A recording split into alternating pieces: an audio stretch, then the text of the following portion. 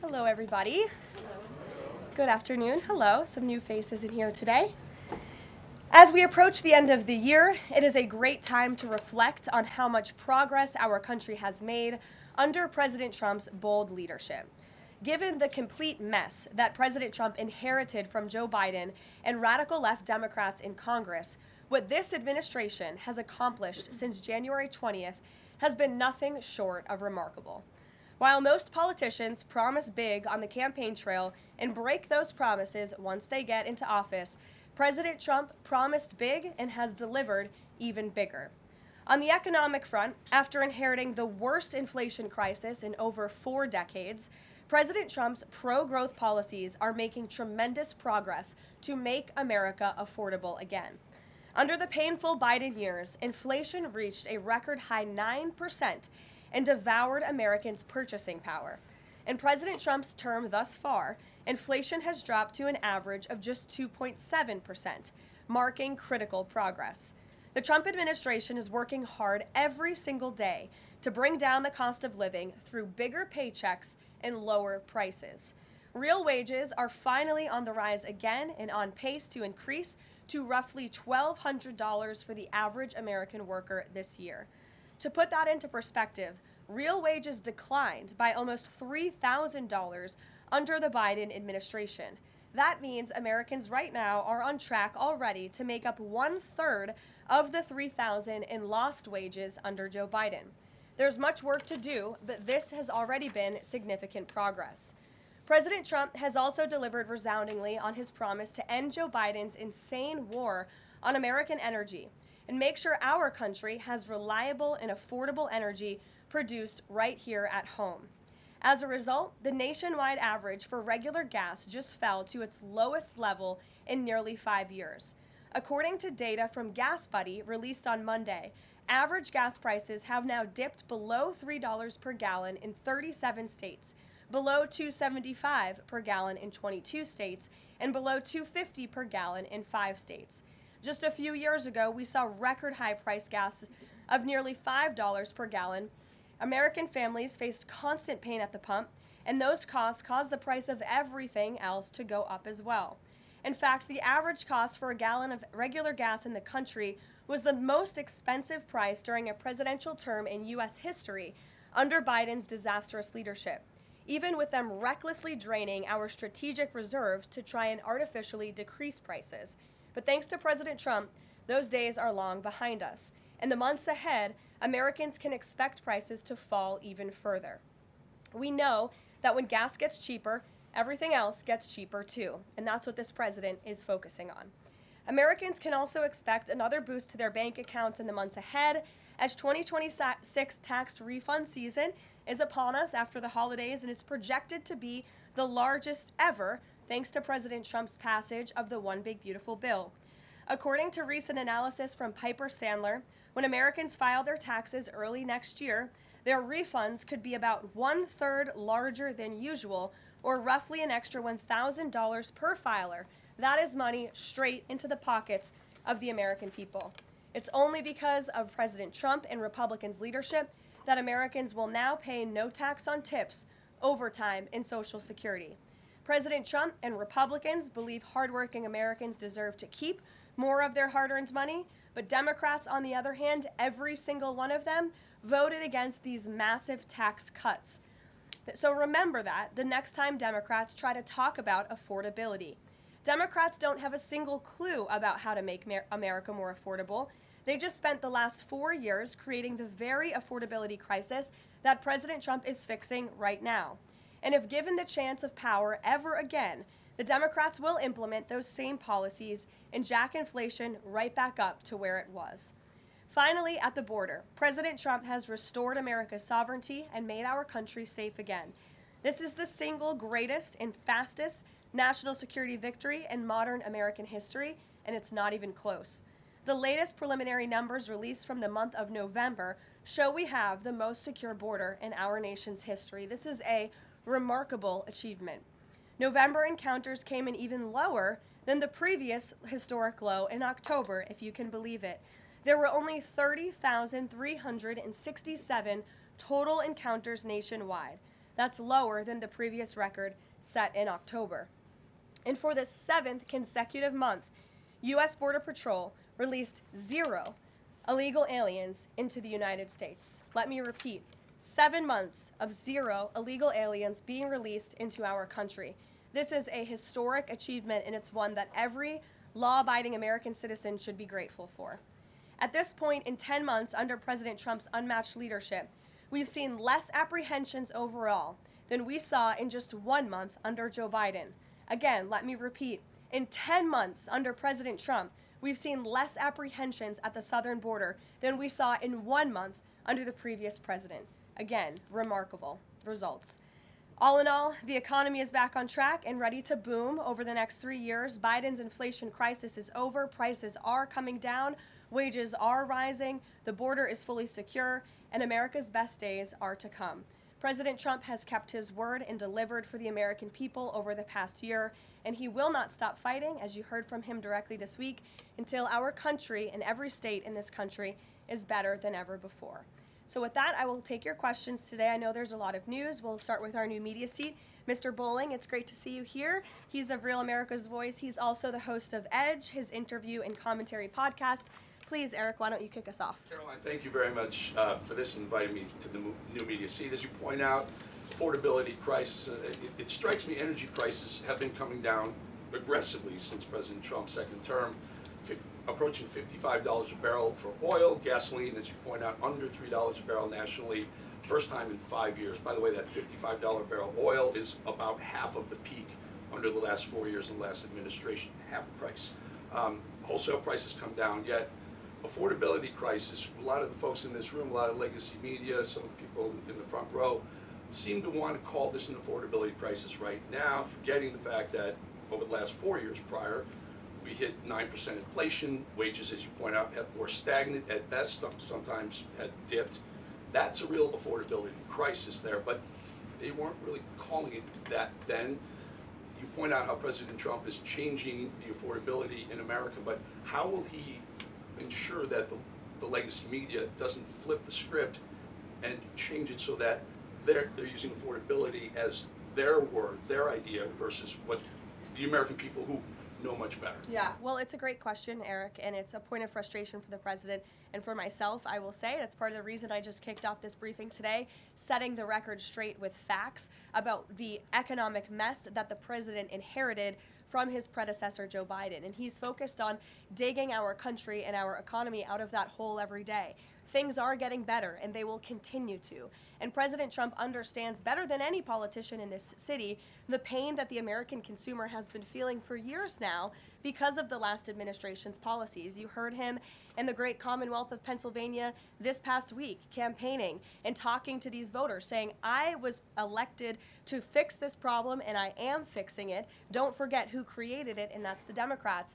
And I think when you hear the president talk about affordability, he's saying the Democrats are the greatest con artists in history because they are now trying to claim ownership of an issue that they created. And every data point and every economic metric does in fact show that the economy is improving. And so I do wish more people would report on those facts. I do wish that more people would remind the American public how we got here and why. It does not mean this president is discarding the feelings of the American people. He gets it better than anyone, which is why his entire administration has been focused on the issue of the economy and energy prices since day one. If I may Sure. follow up, it's reported that around 10,000 commercial driver's license operators have been pulled by your transportation secretary department. Will the president apply that same metric? For the reason was the operators weren't speaking or reading English to a level that was safely, people thought they would safely be able to operate trucks on our roadways. It's estimated in California around 40% of Uber drivers, Uber and Lyft drivers, don't speak English proficiently, and the number's 45% in Minnesota. Will this same rule or metric apply to the gig economy like Uber and Lyft? So I don't have any announcements on further regulations, if you will, from the Department of Transportation with respect to this issue. However, I will just reiterate the Trump administration's position is that truck drivers, particularly those driving big rigs on our nation's road and highways, who have a great responsibility to keep the American public and their fellow citizens safe should be speaking English and should have an ability to read English proficiently. I think that's a very common sense policy to have. And we've unfortunately seen, and the Department of Transportation has uncovered and is actively working to fix these state-sponsored commercial trucking driver licenses, which were going to people who are not qualified to be driving these massive trucks on American roads, and they're endangering the lives of our fellow citizens. We've unfortunately seen many vehicle accidents across the country where people have lost their lives because of drivers that were just simply unqualified to be driving these trucks. So I know this is something DOT and Secretary Duffy take very seriously. Peter. Thank you, Caroline. Based on the way that things stand right now, is Operation Southern Spear about drugs or is it about oil? What I will tell you, Peter, is that the Trump administration is focused on doing many things in the Western Hemisphere.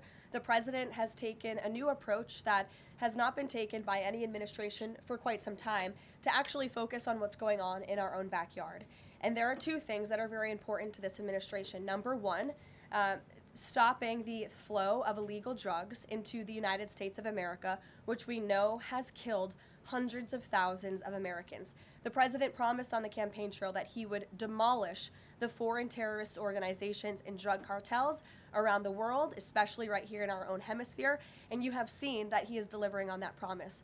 With respect to the oil and what happened yesterday, the Department of Justice requested and was approved for a warrant to seize a vessel because it's a sanctioned shadow vessel known for carrying black market sanctioned oil to the IRGC, which you know is a sanctioned entity. So the president is committed to stopping the illegal flow of drugs into our country. He's also fully committed to effectuating this administration's sanction policy, and that's what you saw and the world saw take place yesterday. And because you said the president is trying to do a lot of things at once, he talks a lot about how he thinks the way to bring down prices for everything would be to bring down the cost of energy. Would he use this seized Venezuelan oil to try to help Americans with affordability here in the United States? Well, what I can tell you right now, the vessel has been seized, as you know. And the Department of Justice did that in conjunction with the Coast Guard and the Department of War. The vessel is currently undergoing a forfeiture process right now. The United States currently has a full investigative team on the ground on the vessel, and individuals on board the vessel are being interviewed and any relevant evidence is being seized. With respect to the oil, that's a different issue. As you know, Peter, the vessel will go to a U.S. port, and the United States does intend to seize the oil. However, there is a legal process for the seizure of that oil, and that legal process will be followed. And just my last one on this. If President Trump launches a bigger military campaign in the Caribbean, is he jeopardizing a possible Nobel Peace Prize? Look, the president has proven over the past year that he is more than worthy of the Nobel Peace Prize. I think he's been nominated for it nearly 100 times this past year, which is definitely a record. He's solved, I think, 9 conflicts around the world. We are up to now. He's actively working on the Russia-Ukraine war, which is the big one as we speak, and has been over the past year. With respect to any additional action in Venezuela, I'm definitely not going to get ahead of the president or the United States military. Mary. It now seems all but certain that the Obamacare subsidies will expire at the end of the year. It means more than 20 million Americans are now bracing for their health care costs to soar. Is the president prepared to let this happen, or is he going to step in? The president is prepared to take action on health care, and he wants Republicans on the Hill to do the same. As you have seen, Senate Republicans put forth their own legislation earlier this week. As for the subsidies that are set to expire, I would like to remind you and everybody at home why this is on the brink of happening. Democrats wrote Obamacare. They passed it without a single Republican vote, and then they ballooned it with these expensive COVID subsidies that completely distorted the health insurance market. And then they doubled down, extending those subsidies and setting their own expiration date right now in 2025, which the administration is obviously well aware of, and we are working. The president is working with his healthcare policy team here at the White House, as well as Republicans on Capitol Hill, to find a solution. You said he's working to find a solution. He wants to see a solution to lower health care costs. He does. But these subsidies are expiring at the end of the year. So what is the plan, and what is he going to do to put this in place in the next 2-3 weeks? You'll hear more from the president and from the White House on that very soon. As for wanting a solution to lower healthcare costs, I'm glad you said it, because the president is doing just that. He has made unprecedented progress towards lowering healthcare costs in this country and drug prices. He's secured numerous most favored nation drug price deals, with many more to come. As you know, the One Big Beautiful Bill, the working family tax cut, significantly expanded access to health savings accounts for those on Obamacare. Again, a Democrat written program and approved program, which has led to higher healthcare costs in this country. So it goes back to the issue of affordability. Democrats are now pretending they want a solution to this issue, but they created the problem. The president and Republicans are currently coming up with creative solutions and ideas to lower healthcare costs for the American people, and you'll continue to hear more from them on that. Before these subsidies expire? I just said you're going to continue to hear more from the president and Republicans on this issue, I'm sure. Sure, Bloomberg, go ahead. Thanks, Karoline. The president said he was going to be holding a call with the leaders of Thailand and Cambodia. Have those calls taken place? Is there a readout you can share? The president has not yet engaged in those calls, and when he does, I'm sure you'll hear from him directly, as you always do, after foreign leader calls or from somebody here at the White House. I do know, with respect to the conflict in the peace deal in Thailand and Cambodia and some of the conflicts you've seen arise, reports of that in the press over the past couple of days. The president addressed it in Pennsylvania. The administration is obviously tracking this at the highest levels and is very much engaged. I spoke with Secretary Rubio about it this morning. And will senior U.S. officials be meeting Saturday with European and Ukrainian officials to discuss the peace plan? Look, the United States and the Trump administration continues to be very much engaged in trying to bring the Russia-Ukraine war to an end. The president had a call with Europeans yesterday. His special envoy Witkoff and his team continue to talk with both sides literally as we speak. If there is a real chance of signing a peace agreement, if we feel like those meetings are worthy of someone on the United States' time this weekend, then we will send a representative. It's still up in the air whether we believe real peace can be accomplished and we can truly move the ball forward. The president is extremely frustrated with both sides of this war, and he's sick of meetings just for the sake of meeting. He doesn't want any more talk. He wants action. He wants this war to come to an end. And the administration has spent more than 30 hours, just in the past couple of weeks, meeting with the Russians and the Ukrainians and the Europeans and speaking with them as well. So we'll see about the meetings this weekend, and stay tuned. President read President Zelensky's latest proposal that was sent over yesterday. He's aware of it, yes. Ed. Thanks, Caroline. So the Fed chairman, the president says that he's interviewing candidates. So I just want to be clear. So the pick has not been locked in, and could we get an announcement before Christmas? I know every business outlet in the world is just chomping at the bit for a scoop or something on this Fed chair announcement.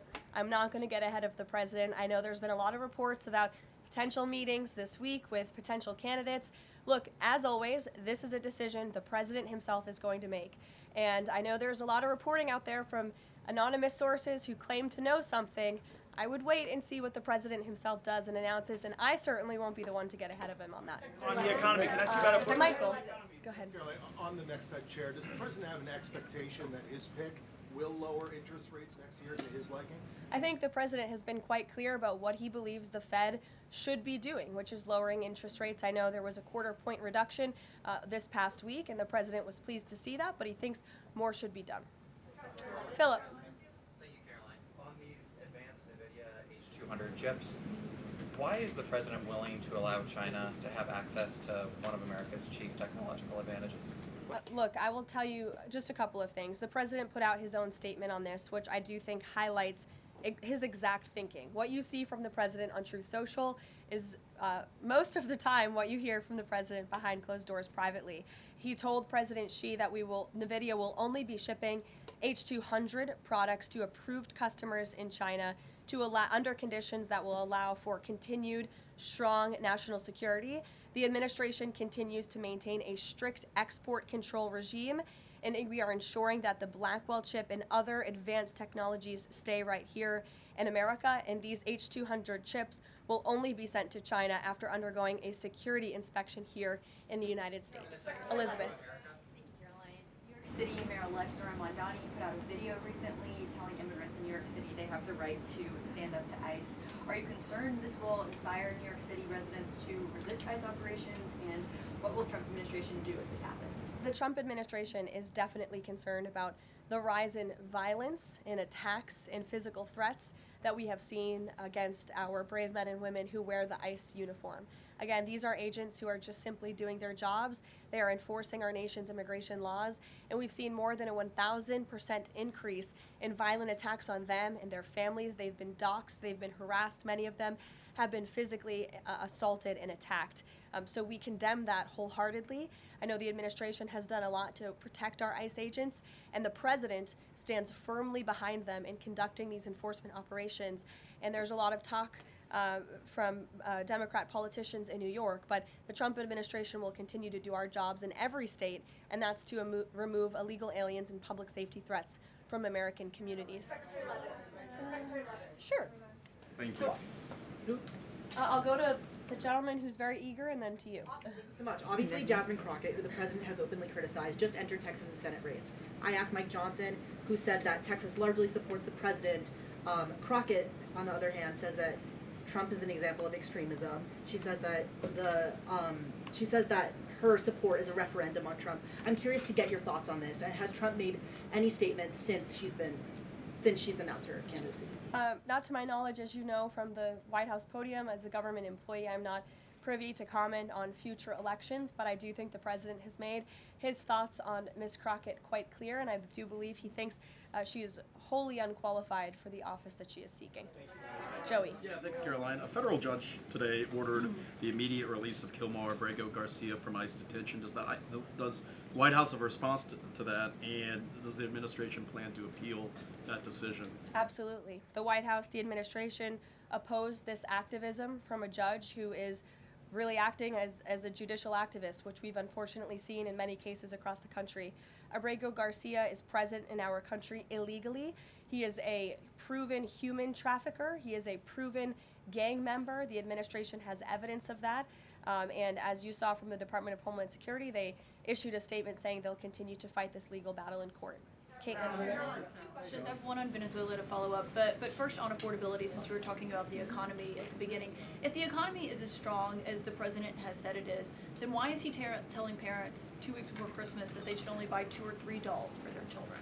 Look, what the president is saying is that if we want products made right here in America, if we want them to be made from American small businesses, which is a large part of the reason the president has effectively implemented tariffs, then we're going to have better quality products right here in the United States. Maybe you'll pay $1 or $2 more, but you will get better quality, and you'll be supporting your fellow Americans by buying American, and that's what the president was saying. Again, with respect to affordability, every economic metric, Caitlin, and I wish you would report more on it, does in fact show that the economy is getting better and brighter than where it was under the previous administration. I will repeat, inflation as measured by the overall CPI has slowed to an average 2.5% pace. Real wages are increasing, roughly $1,200 for the average worker. Gas prices are down in almost every single state across the country. Again, in 22 states, it's below $275. You look at the tax cuts, those are going to go into effect next year. So the best is yet to come. The president is digging our country out of the economic hole that the previous administration put us in, and that's what he's talking about. It was a year ago, as you know, and grocery prices have been up. So we've covered the economy, but there's mixed signals in terms of what that looks like. But on inflation is down from where it was. As measured by the overall CPI, it has slowed to an average 2.5% pace. This is down from what the president inherited. The president inherited 2.9% in January. Today it's at about 2.5%. So we're trending in the right direction with more to come. And I would remind you, when President Trump left office in his first term, inflation was 1.7%. And the previous administration jacked it up to a record high 9%. So again, in 10 months, the president has clawed us out of this hole. He's kept it low at 2.5%, and we believe that number is going to continue to decline, especially as energy and oil prices continue to decline as well. It wasn't high under Biden. They're just saying it's not. Well, nobody reported on it being high under Biden. My predecessor was standing at this podium, but now you want to ask me a lot of questions about it, which I'm happy to answer. But I will just add, there's a lot more scrutiny on this issue from this press corps than there was. Well, and the previous administration said that too. My predecessor stood up at this podium and she said, inflation doesn't exist. She said the border was secure, and people like you just took her at her word, and those were two utter lies. Everything I'm telling you is the truth, backed by real factual data, and you just don't want to report on it because you want to push untrue narratives about the president. Go ahead. I'm not going to take your follow-up. Go ahead. Is the White House optimistic about the upcoming redistricting vote in Indiana, and what happens if it fails? We'll see how the vote plays out. That's a political matter and, frankly, a legal one, and I won't comment on it here. Brian. Thank you, Caroline. I'm going to go back to the Fed. I have two topics I just want to address with you. The first one on the Fed. The president did say yesterday that he was meeting with Kevin Warsh. This is your favorite story in the world, Brian. It is our favorite story. The president said yesterday he was meeting with Kevin Warsh to talk about the Fed chair, interview for a Fed chair role. Can you just say how that interview went with him? I won't comment on private meetings without the president's approval to do so. Okay. And the second thing is on the Netflix Warner Brothers deal. The president did address this also yesterday. He said that he believes that the sale of CNN should be attached to that deal with Netflix or with Paramount, if anything happens down the road with them. Can you just explain what the president's planning to do going forward to continue to make that case similar to what he made yesterday? Well, I think the president's comments yesterday about the sale of CNN and new leadership is evidenced by my exchange with the CNN reporter in this room. Their viewership has gone down, their ratings has declined, and I think the president rightfully believes that network would benefit from new ownership. With respect to this deal, he has great respect for both companies who are bidding against one another, and I won't weigh in any further than that. In the back, go ahead. Thank you. I wasn't calling on either of you, but I'll take both your questions and then to you. Go ahead. I have two questions. One is South Korea, one on the Japan. First question, the recent U.S.-South Korea trade fact sheet made no mention of agricultural product. Does the United States want to completely open its rice and beef market to South Korea? And second question on Japan. China is using its military power to surround Okinawa, Japan. Is the United States concerned about the military conflict between China and Japan? And what action will the United States take? Okay. To your first question on South Korean beef export to South Korea, I will check with our trade team and we will get you an answer on that. To your second question with respect to Japan and China, the president has a phenomenal relationship with the new Prime Minister of Japan, as you know. He was pleased to meet her when we went to Asia a couple of months ago, and they have spoken a few times since. They continue to be engaged with one another, and Japan is a great ally of the United States, as evidenced by their personal relationship and our continued trade relations with Japan. With respect to China, the president also has a good working relationship with President Xi, which he believes is a good thing for our country, and he believes that the United States should be in a position to have a good working relationship with China while maintaining our very strong alliance with Japan. Go ahead. Yesterday, President Trump was speaking about drug production in Colombia. He said that the president of Colombia better wise up or he's gonna be next. What was he meaning exactly? And the other thing is that President Gustavo Petro of Colombia responded to that statement by issuing a formal invitation to President Trump to go to Colombia and to see firsthand how the authorities in Colombia are fighting against drugs. Do you think that President Trump would consider that? Well, that's very interesting. I hadn't heard the news about that invitation. I will let the president speak directly to it on whether or not that's something he would entertain. But as for his comments yesterday towards President Petro, he has been saying some very alarming and frankly insulting things towards the United States of America, and the president doesn't like it. Yes, in the blue. Caroline? Yes, go ahead. Thank you. The president's been spotted out and about a number of times with bandages on his hands. Could you please explain what that is about? Secondly, he noted on Truth Social the other day that he had aced 3 cognitive tests. Could you please clarify when those tests took place? I can do that at a later date. I obviously don't have that in front of me. The president has spoken about that quite extensively throughout the years. As for the bandages on the hand, we've also given you an explanation for that in the past. The president is literally constantly shaking hands. The Oval Office is like Grand Central Terminal. He is meeting with more people than any of you even know about on a daily basis. He's also on a daily aspirin regimen, which is something his physical examinations has said in the past as well, which can contribute to that bruising that you see. Sure. Thank you, Caroline. Back to that oil tanker, just want to know, was this a one-off, or is it safe to say the administration is taking a more active look at the oil industry in Venezuela, whether targeting other oil ships or perhaps Venezuelan oil production facilities in Venezuela? Well, I won't broadcast any future actions from the administration, but I will just reiterate that the Trump administration is executing on the president's sanction policies and the sanction policies of the United States. And we're not going to stand by and watch sanctioned vessels sail the seas with black market oil, the proceeds of which will fuel narco-terrorism of rogue and illegitimate regimes around the world. Andrew? Thank you, Caroline. Two for you. First, when the president announced the farm relief program the other day, Secretary Rollins afterwards, right out there, told us that the program would be paid for by the Commodity Credit Corporation, an existing program. The president keeps saying that it's being paid for by tariff revenue. Why does he keep saying that if the secretary who's running the program says that's not the case? And also about his doll comments from the other night. The president's a billionaire. He's probably the wealthiest person to ever serve as president. Is it a good look for him to be telling parents, oh, you should only buy, $2 or $3 dolls for your kids, when he's one of the wealthiest people in the country running the government? Do you think the people in that room in Pennsylvania who the president was speaking to don't know the president's a billionaire? I think that's a very well-established fact. And actually, I think it's one of the many reasons they reelected him back to this office, because he's a businessman who understands the economy and knows how to fix it. And he's doing it right now just like he did in his first term. Sure, go ahead. To the gentleman behind you, Andrew, yes, go ahead. Go ahead. Thank you, Caroline. On Gaza, we heard the president say yesterday that the Board of Peace members are going to be announced early next year.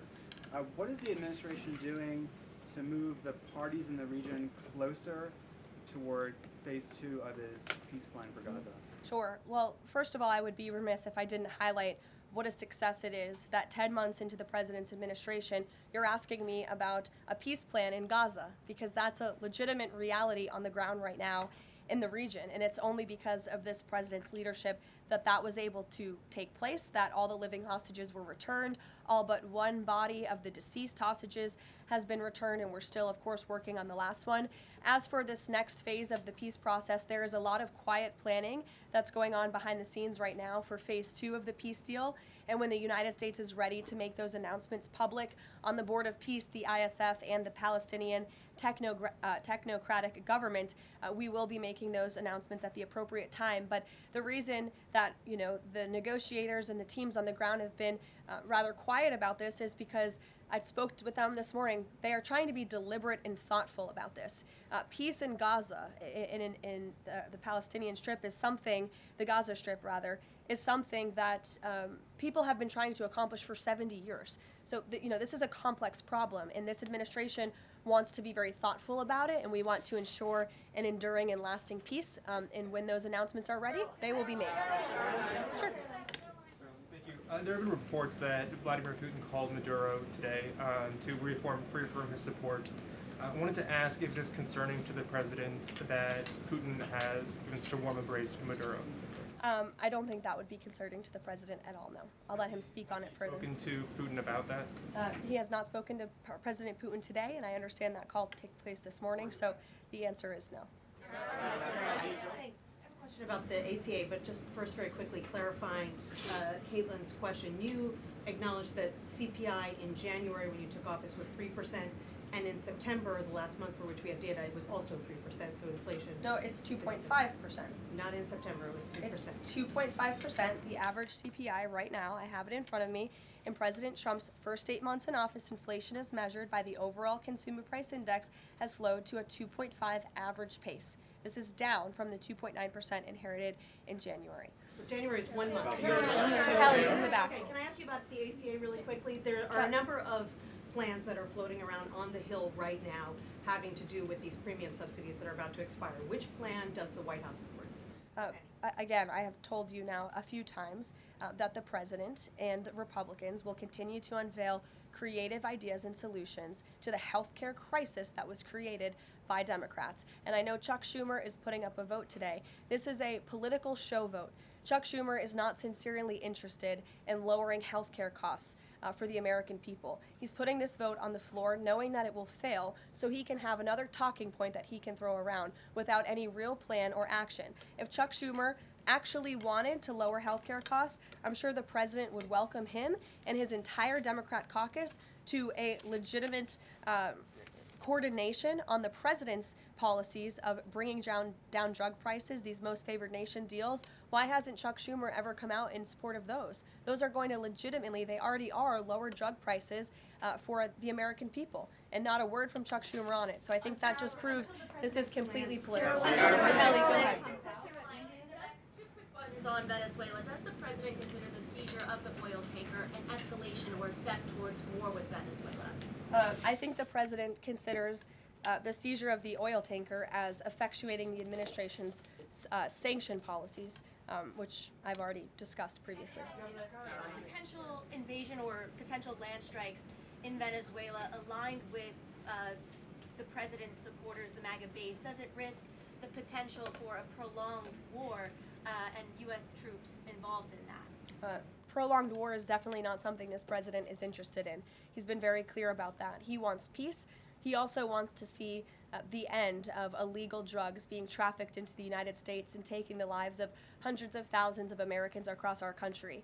And he's thinking about that every day here at the White House. With every drug boat that is taken out by this administration, we are saving thousands of lives by deterring those drugs and stopping those drugs from flowing into our country. You will all, excuse me, you'll all hear, excuse me, you will all see the president tonight. He'll be making remarks at the Congressional Christmas Ball, which will be taking place here at the White House. And later this afternoon, he will be signing some congressional bills and executive orders that we, as always, will keep you apprised of. Thanks, guys. Can you say a word about the call with Modi?